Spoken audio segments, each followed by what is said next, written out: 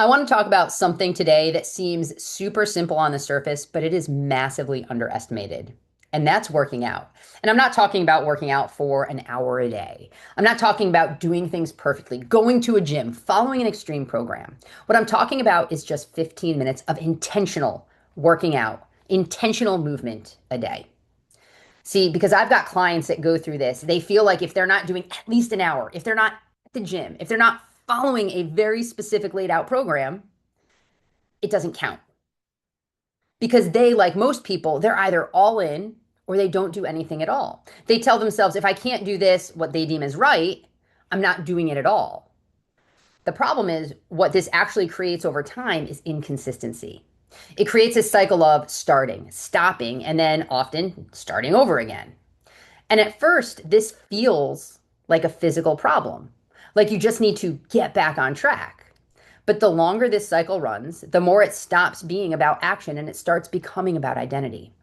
See, because every time you start and stop, you're not just missing a workout, you're reinforcing a belief. You're reinforcing this idea, this belief in yourself that you're somebody that doesn't stick with things, that you're somebody that always falls off, or that you can't stay consistent. I can't tell you how many times I've had a conversation with women in particular that say they're just not consistent.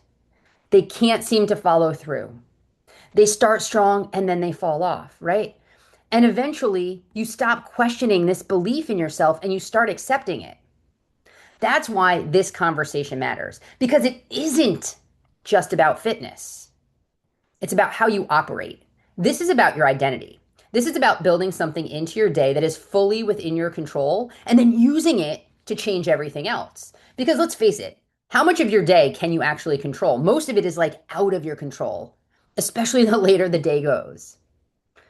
Think about how most people move through their day, right? They wake up and they immediately start reacting to messages, to work, to other people in your home, to whatever feels urgent in that moment. Before they've even taken a breath, they're already behind. They're already trying to catch up and they're already responding instead of leading their day. And that matters more than people realize because the way you start your day directly impacts your brain function for the next several hours. When you start in a reaction mode, your cortisol is increasing, your clarity is decreasing, and your ability to focus and make intentional decisions begins to drop. You're not thinking strategically. You're just trying to keep up. Now contrast that with waking up and before you do anything else, you decide, I move my body today. And then you follow through, even if it's just 15 minutes. That single act becomes an anchor. It becomes something stable, something that grounds your day before everything else starts pulling you away. And here's what's really happening in that moment. Your brain is constantly asking one question. Can I trust you? And it answers that question based on what you do, not what you intend to do, but what you actually do. Right? It's not about what you say. It's not about what you plan. It's the action you take. So when you say, I'm going to work out, and then you actually do it, whether it's 15 minutes or not, you send a signal to your brain that says, I follow through. And that matters so much more than people realize because your brain is constantly collecting evidence. It's always updating your identity based on the things you do, based on your actions. Albert Bandura's work on self-efficacy shows that your belief in your ability to execute is built through repeated successful actions, not through big wins, but through the small, consistent ones. So when you commit to something simple and you actually follow through, you're building belief.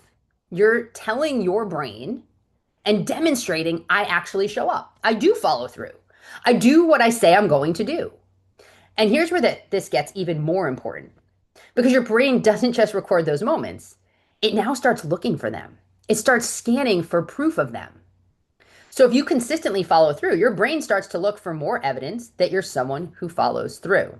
And if you consistently fall off, it looks for more evidence to do that too. That's how patterns get built. So now let's talk about what's happening physically. Because this is where people underestimate how powerful this actually is. When you move your body, you're not just working out. You're changing your internal state. You increase dopamine. And dopamine is tied to your motivation, your drive, learning, and reinforcement. But here's the key.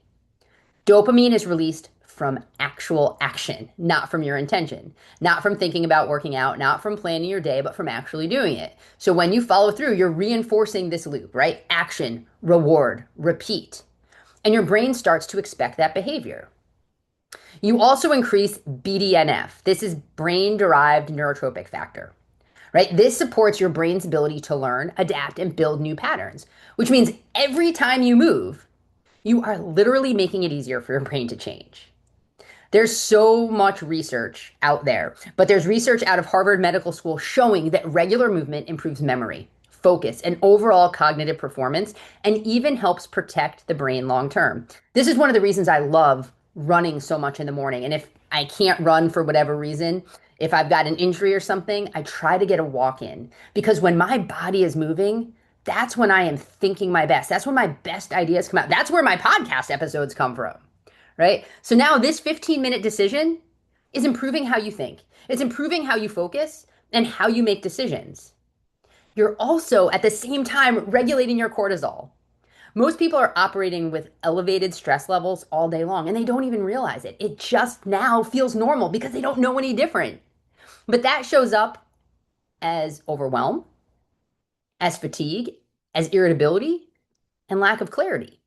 Movement helps your body process that stress instead of storing it. And your nervous system plays a role here too.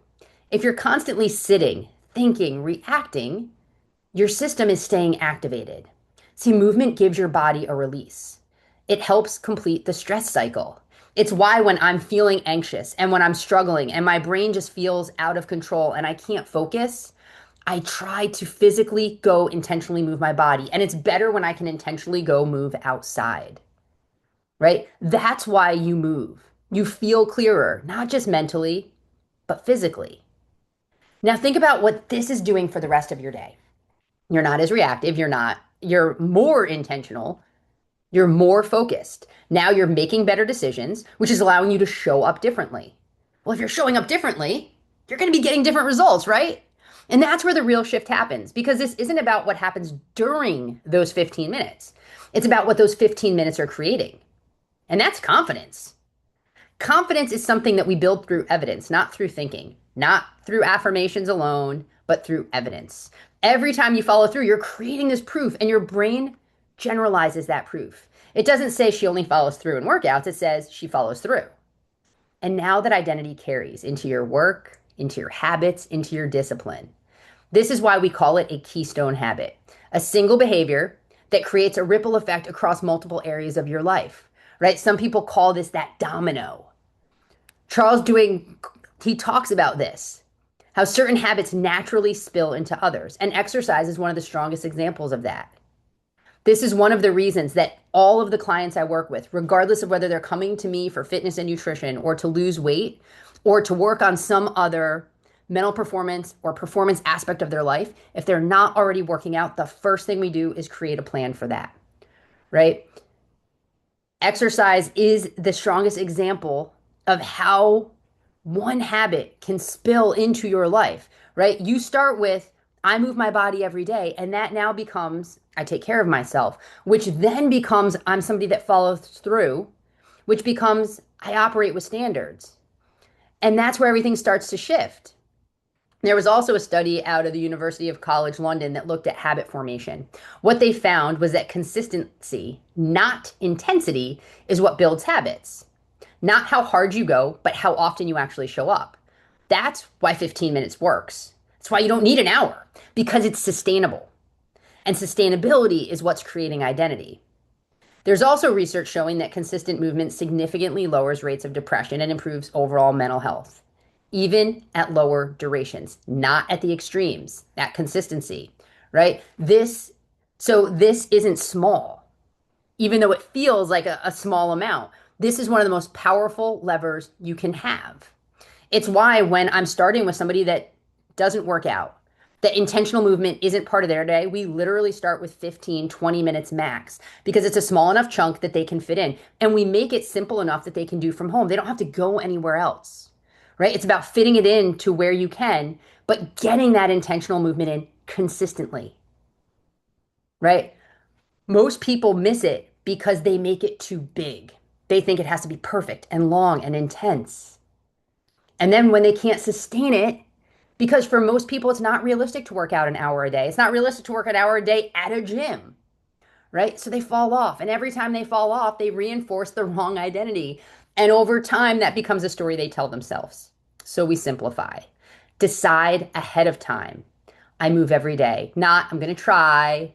Not if I have time. No, you make that decision. Make it the night before. Decide today what you're doing tomorrow and what time you're doing it, right? When you get up, before the day takes you away, right? And you keep it simple. Keep it 15 minutes. No negotiation. If you feel great that day and want to do more, cool. But 15 minutes, non-negotiable, right? Some days it's going to be more. Some days maybe it's not the full 15, but you showed up and you did what you could. But that's the standard. Showing up, right? Checking that box. Because the goal isn't intensity, it's your identity. And if you're sitting there thinking, okay, but where do I even start? Start simple. Go for a walk, set a timer, right? Just move your body. You don't need perfect, you need action. And if you want something structured where you don't have to think about it, inside my Ignite Nation women's community, I built two different 15-minute workout tracks. One that uses just dumbbells and ones that use resistance band. So you literally know exactly what you're going to do when you're going to do it. No thinking, no guessing, right? Just execution. You can also go on YouTube. There's a ton of apps. Just pre-decide, pick ahead, right? Because the less friction there is, the more likely you are to follow through. So go, stack that evidence, build your identity, and let that carry into everything else you do.